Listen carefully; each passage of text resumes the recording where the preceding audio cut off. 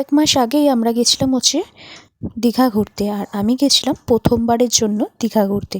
আমার তো বেশ ভালোই লেগেছে। এই হোটেলে এসে থেকেছিলাম। হোটেলটার নাম জাস্ট আমার মনে পড়ছে না এই মুহূর্তে, কিন্তু হোটেলটার আর একটা নাম ছিল সোনার বাংলা। হোটেলটা কিন্তু ১৬০০ টাকার মধ্যে আমরা পেয়েছিলাম। এসি রুম বেশ ভালোই ছিল। আমরা দীঘার জগন্নাথ মন্দির উদ্বোধন হওয়ার ১ মাসের মধ্যেই আমরা গেছিলাম। সেই সময় মোটামুটি আমরা ১৬০০ টাকার মধ্যে একটা রুম পেয়েছিলাম। কিন্তু এখন অবস্থা কিন্তু আরও বেশি খারাপ। মানে ৩,০০০ বা ৫,০০০-এর নিচে কিন্তু নন এসি রুমই পাওয়া যাচ্ছে। কিন্তু আমরা এসি রুম এবং ৮০০ টাকা থেকে স্টার্টিং ছিল নন এসি রুম। ভিডিওটা কেমন লাগলো অবশ্যই কমেন্টস করে জানিও। এবং আমার কিন্তু বেশ মজা হয়েছিল প্রথমবার দীঘায় গিয়ে। এবং আর কী কী করলাম সেটা জানতে হলে অবশ্যই চ্যানেলটিকে সাবস্ক্রাইব করে দিও।